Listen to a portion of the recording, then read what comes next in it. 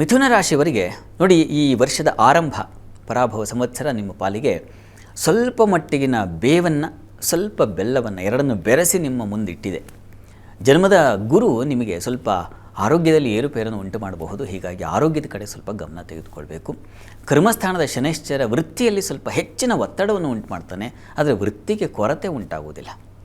ನಿಮಗೆ ಬಡ್ತಿ ಸಿಗಬಹುದು ಅಥವಾ ಇನ್ಯಾವುದೋ ಒಂದು ಉನ್ನತ ಹುದ್ದೆ, ಗೌರವ ಇತ್ಯಾದಿಗಳು ಸಿಗಲಿಕ್ಕೆ ಖಂಡಿತ ಅವಕಾಶಗಳಿದ್ದಾವೆ. ಆದರೆ ಅದರ ಹೊರೆ ನಿಮಗೆ ಭಾರವಾಗೇ ಇರುತ್ತೆ, ಅದರಲ್ಲಿ ಏನೂ ಸಂಶಯ ಇಲ್ಲ. ಕೆಲಸದ ಹೊರೆ ನಿಮಗೆ ತೊಡಗಿಸ್ತಕ್ಕಂಥ ಬೇರೆ ಬೇರೆ ಕೆಲಸಗಳ ಹಾವಳಿ ಇದು ಜಾಸ್ತಿ ಆಗುವ ಸಾಧ್ಯತೆ ಖಂಡಿತ ಇದೆ. ಇದು ಎಲ್ಲಿವರೆಗಪ್ಪ ಅಂದರೆ ಜೂನ್ವರೆಗೆ. ಜೂನ್ನಿಂದ ನಿಮಗೆ ಗುರುವಿನ ಬಲ ಬಂದುಬಿಡುತ್ತೆ. ಹೀಗಾಗಿ ಮನೆಯಲ್ಲಿ ಮಂಗಳ ಕಾರ್ಯಗಳು, ವಿದ್ಯಾರ್ಥಿಗಳಿಗೆ ಹೆಚ್ಚಿನ ಅನುಕೂಲಗಳು ಉಂಟಾಗ್ತಕ್ಕಂಥದ್ದು, ಮನೆಯಲ್ಲಿ ಕುಟುಂಬ ಸೌಖ್ಯ ಸಮೃದ್ಧಿಯಿಂದ ಕೂಡ್ತಕ್ಕಂಥದ್ದು, ಈ ರೀತಿಯಲ್ಲಿ ಮಾತು, ಹಣ, ಭೋಜನ ಇತ್ಯಾದಿ ಕುಟುಂಬ ಔತಣಕೂಟಗಳು, ಸಮಾರಂಭಗಳು ಇವುಗಳಿಗೆ ಯಾವುದಕ್ಕೂ ಕೊರತೆ ಆಗೋದಿಲ್ಲ. ವಿದ್ಯಾರ್ಥಿಗಳಿಗಂತೂ ತುಂಬ ಬಂಗಾರದ ಫಲ. ಅಧ್ಯಯನ ಮಾಡಿದ್ದೆಲ್ಲ ಜೀರ್ಣಿಸಿಕೊಳ್ಳುವ ಶಕ್ತಿ ಬಂದುಬಿಡುತ್ತೆ. ದುಡಿಮೆಯಲ್ಲೂ ಅಷ್ಟೇ.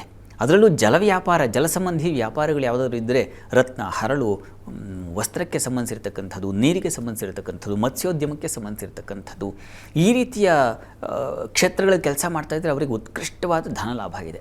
ಅಲ್ಲಿ ವಾಗ್ಮಿ ಭೋಜನ ಸಾರವಾಂಶ ವಿತ್ತೇ ಧನಿ ಕೋವಿದ ಅಂತ ಹಣಕಾಸಿನ ಸಮೃದ್ಧಿ ಉಂಟಾಗಲಿಕ್ಕೆ ದಿ ಬೆಸ್ಟ್ ಟೈಮ್ ಶುರುವಾಗುತ್ತೆ ಜೂನ್ನಿಂದ ನಿಮಗೆ ಅಕ್ಟೋಬರ್ವರೆಗೆ. ಅಲ್ಲಿವರೆಗೆ ಸಮೃದ್ಧಿಯ ಕಾಲ, ಬಂಗಾರದ ಕಾಲ. ಆಮೇಲೆ ಗುರು ಮತ್ತೆ ಸಿಂಹಕ್ಕೆ ಹೋಗ್ತಾನೆ. ಆ ಸಂದರ್ಭದಲ್ಲಿ ಮತ್ತೆ ನಿಮಗೆ ಸ್ವಲ್ಪ ಅಪಮಾನಗಳು, ಸ್ವಲ್ಪ ಜಿಪುಣತನ ಬರತಕ್ಕಂಥದ್ದು, ಸ್ವಲ್ಪ ಬೇಡದ ಚಟುವಟಿಕೆಗಳಲ್ಲಿ ಮೂಗು ತೋರಿಸಿ ತೊಂದರೆ ಮಾಡಿಕೊಳ್ತಕ್ಕಂತಹ ಸಾಧ್ಯತೆಗಳು ಇವುಗಳನ್ನೆಲ್ಲ ಸೂಚಿಸ್ತಾ ಇದೆ. ಹೀಗಾಗಿ ಸ್ವಲ್ಪ ಹುಷಾರಾಗಿರಬೇಕು ಜನವರಿವರೆಗೆ.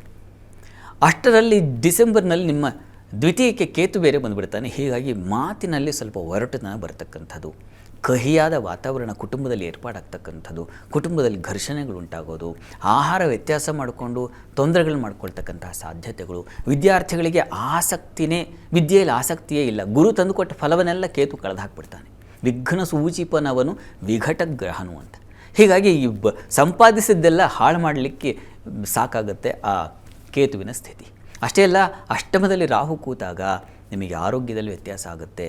ನಷ್ಟ, ಪರಾಭವ ಮತ್ತು ಪರಾಭವ ಸಂವತ್ಸರ ನಿಮಗೆ ಸೋಲನೆ ತಂದುಕೊಡ್ತಕ್ಕಂತಹ ಸಾಧ್ಯತೆಗಳನ್ನೆಲ್ಲ ಸೂಚಿಸುತ್ತೆ. ಡಿಸೆಂಬರ್ ನಂತರದಲ್ಲಿ ಸ್ವಲ್ಪ ಹುಷಾರಾಗಿರಬೇಕು. ಜನವರಿವರೆಗೆ ಅಪಮಾನಗಳು ಬರ್ತಕ್ಕಂಥದ್ದು, ಆರೋಗ್ಯದಲ್ಲಿ ವ್ಯತ್ಯಾಸ ಆಗ್ತಕ್ಕಂಥದ್ದು, ತುಂಬ ಹೆಚ್ಚಿನ ಧನ ನಷ್ಟ ಉಂಟಾಗ್ತಕ್ಕಂತಹ ಸಾಧ್ಯತೆ ಇದನ್ನೆಲ್ಲ ಸೂಚಿಸ್ತಾ ಇದೆ. ಮತ್ತು ಜನವರಿ ನಂತರ, ಜನವರಿ 24ರ ನಂತರ ಮತ್ತೆ ಗುರುಬಲ ಬರುತ್ತೆ. ಮತ್ತೆ ಏನನ್ನು ಕಳ್ಕೊಂಡಿದ್ದೀರೋ ಮತ್ತೆ ಅದು ಹಾಗೆ ಗಳಿಸ್ತಕ್ಕಂಥದ್ದು. ಹೇಗೆ ಶಿಶಿರ ಋತುವಿನಲ್ಲಿ ಎಲೆಗಳೆಲ್ಲ ಉದುರಿ ಮತ್ತೆ ವಸಂತದಲ್ಲಿ ಆ ಚಿಗುರನ್ನು ಪಡೆಯುತ್ತೋ ಆ ರೀತಿಯಲ್ಲಿ ಗುರುಬಲ ಬಂದ ನಂತರದಲ್ಲಿ ಕಳ್ಕೊಂಡಿದ್ದನ್ನೆಲ್ಲ ಮತ್ತೆ ಸಂಪಾದಿಸುವ ಸಾಧ್ಯತೆ ಹೆಚ್ಚಾಗಿದೆ, ಅಧಿಕವಾಗಿದೆ. ಮತ್ತು ಜನವರಿ ನಂತರ ಯುಗಾದಿಯವರೆಗೆ ತುಂಬ ಚೆನ್ನಾಗಿದೆ, ಉತ್ಕೃಷ್ಟವಾಗಿದೆ.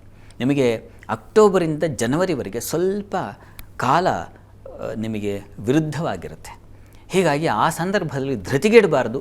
ಈ ಕಾರಣದಿಂದಾಗಿ ಗಣಪತಿ ಪ್ರಾರ್ಥನೆ, ಯಾವುದಾದ್ರು ಗಣಪತಿ ಸನ್ನಿಧಾನಗಳಿಗೆ ಹೋಗಿ ಅಲ್ಲಿ ವಿಶೇಷವಾದ ಅಭಿಷೇಕಾದಿಗಳನ್ನು, ಗಣಪತಿಗೆ ತುಂಬ ಇಷ್ಟವಾದದ್ದು ಮೋದಕ ಸಮರ್ಪಣೆ ಮಾಡಿ ಪ್ರತಿ ಮಂಗಳವಾರ ಗಣಪತಿ ಪ್ರಾರ್ಥನೆ ಮಾಡೋದು ತುಂಬ ಒಳ್ಳೆಯದು.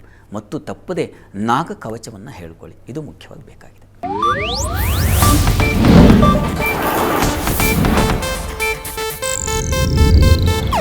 ಇದು ಏಷ್ಯಾನೆಟ್ ನ್ಯೂಸ್ ನೆಟ್ವರ್ಕ್ ಪ್ರಸ್ತುತಿ.